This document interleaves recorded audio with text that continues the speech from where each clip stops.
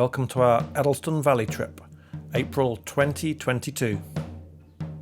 This is a map of the area. We started off just to the east of Peebles at a little place called Inner Leithen, and we drove up the B709 up the valley.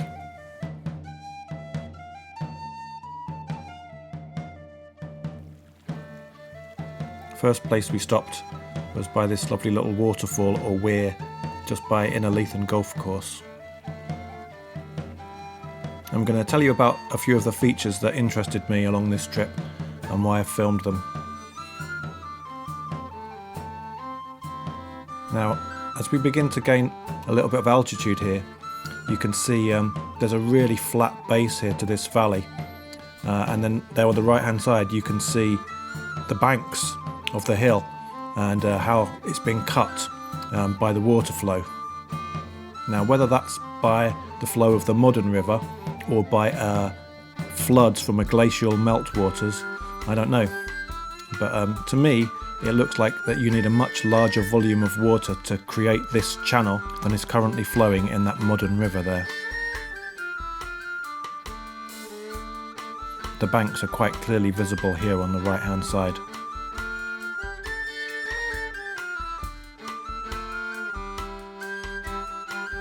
We are turning back towards the south again now.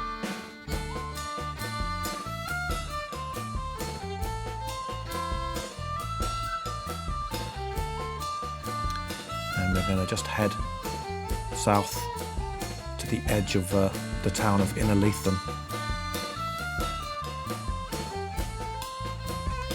The trees are covering up the banks, but as we just go a little further, just some of the houses, just behind some of the houses, you'll just be able to make out the bank. It looks a good sort of 10-15 feet high, the banks, if not more than that. That's the town of Inner Leithen just in front of us there.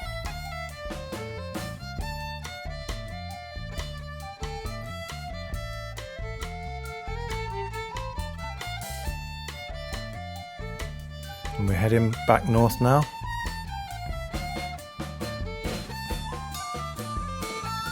Where those trees are cleared, you can see the banks a lot more clearly, can't you? It makes it a lot more obvious where the water flow has cut into them.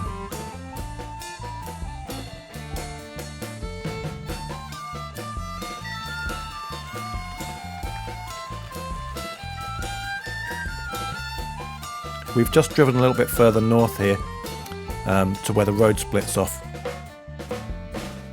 The River Leithen water comes from the northwest and is joined by Glentress water from the northeast, and that road you can see there just follows it up. The banks are clearly visible on both sides here, with a very flat bottom to the valley, which most likely resulted from sedimentary deposits. A large body of water flowing slowly and the soft sediments falling down over time and settling. Of course, the other process to consider here is that when the valley was full of ice, the full weight of that glacier would scour out material at the base of the glacier as it flowed down the valley, possibly scouring right down to the bedrock. So a geologist would need to get out a drill and do some core samples to see how much soil and sediments there is above the bedrock before we can know for sure.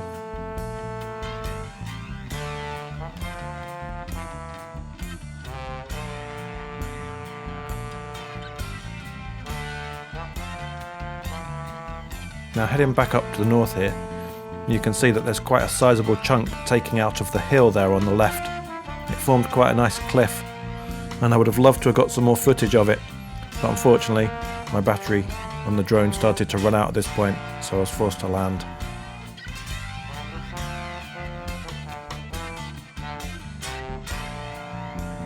We've just gone about another mile or so up the valley, heading to the northeast alongside Glentress water rather than following the Inner Leithen.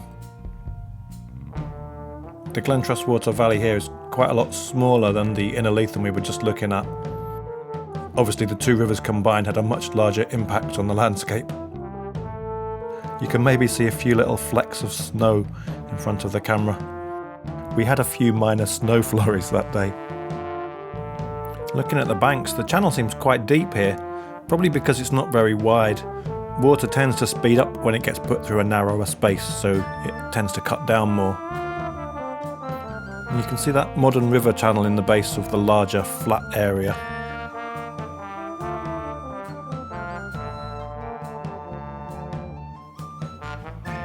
Heading up this tiny little flesh clue gully.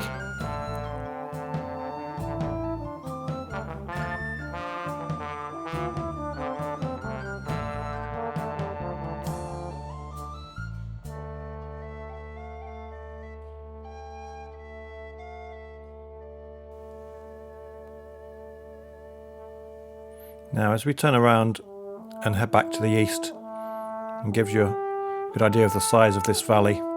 That van gives you a good sense of scale.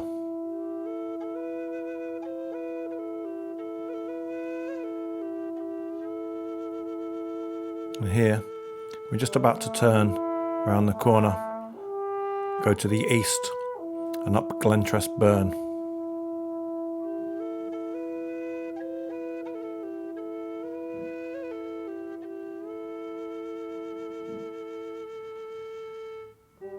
Some beautiful colours along this section.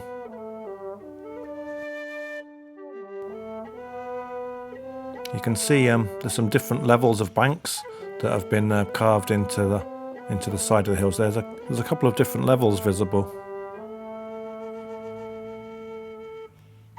Now, as we return back to the Glentress Valley, there's some nice rich lush green at the bottom of that valley there.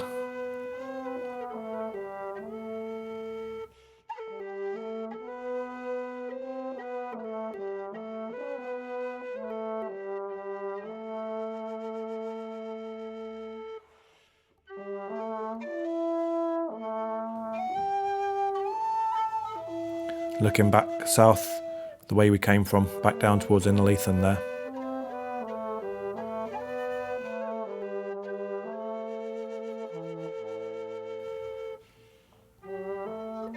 And now turning back north for the next part of the journey. A little bit further up the valley, we come to Black Hope Byre Burn, to our east.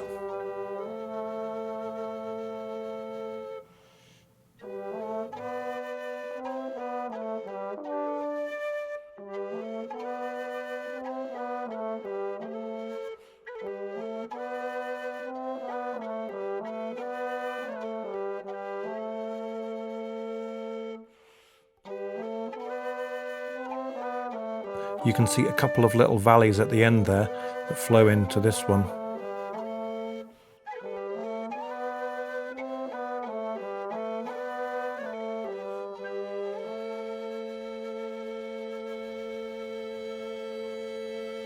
Heading back west now. You can clearly see that there is a larger channel cut into the valley than that modern river occupies.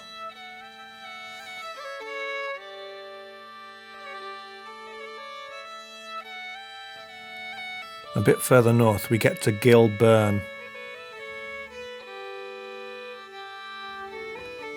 I think this is the highest point in the valley. From this point the water will either flow to the north over this pass towards Edinburgh, or towards us south and then down to Inner Leithen.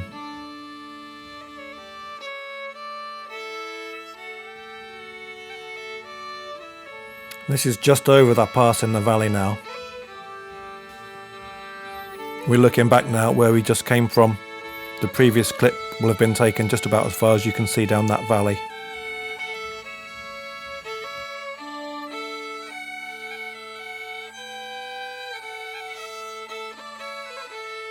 We are slowly turning back towards the north now.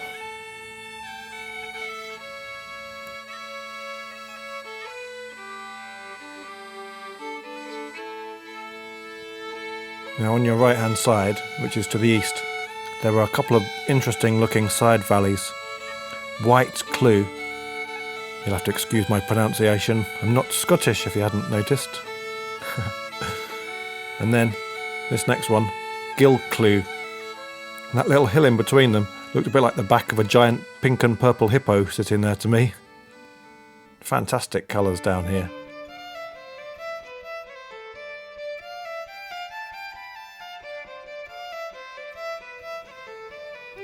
Now I would imagine when it gets cold and icy that the snow would gather on the hillside there. You tend to get that semicircular formation where the ice collects and then flows down the valleys. And of course in spring and summertime, as the ice melts, the water flows in that same direction too. So we get glacio-fluvial features. That means the landscape is shaped both by glaciers and by the flow of the water.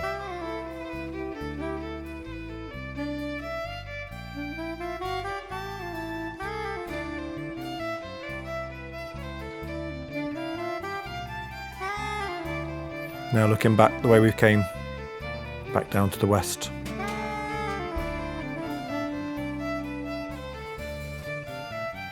As we've seen many times before, there's a definite, very wide and very green, flat base to this valley. And again, it looks to me like it's a bit too big to have been created by that modern wee stream where we can see flowing through it. It'd be interesting to come back here in the winter time and see what effect the snow has. Or to come in the springtime and see the meltwaters.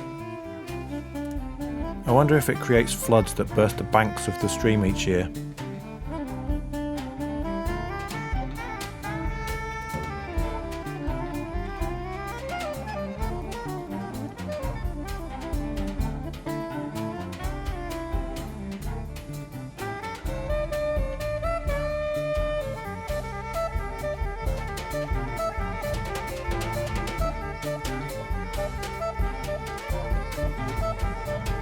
And just a little bit further north is a really large valley. The river winding in front of us is called Black Hope Water.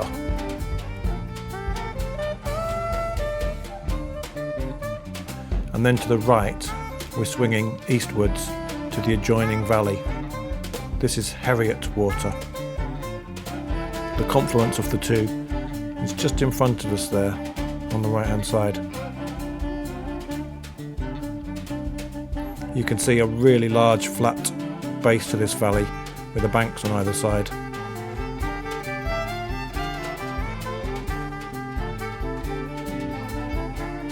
Several little valleys intersect and then the water gets passed from one into the next. The channels are getting deeper and wider as the volume of water increases.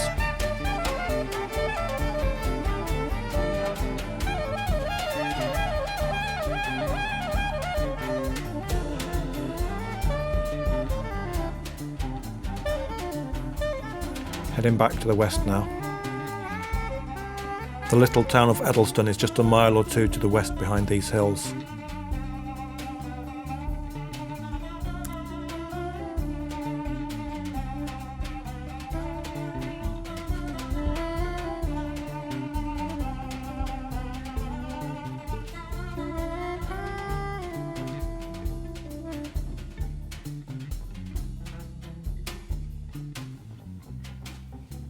So now we've gone along the Harriet Water Valley and we've circled around. We're about a mile or so north of the last clip and we're looking back south here at those hills that we were just in the midst of. And you can see the land's flattened out quite a bit. Gladhouse Reservoir is just coming into view a little bit better as we ascend. This reservoir interrupts the flow of the River South Esk, which continues on up north from here to Edinburgh. Just between us and the range of hills you can see in the distance is the Eddleston Valley.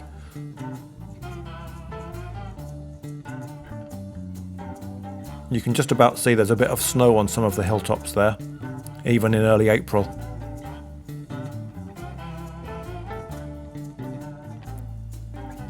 Black Hope Byre from the last clip is almost directly behind these hills here.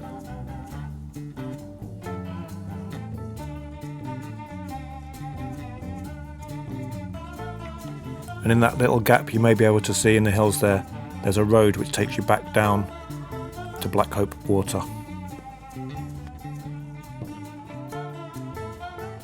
We're swinging round towards the north now. You might just be able to make out Blackness Bay and Edinburgh in the distance.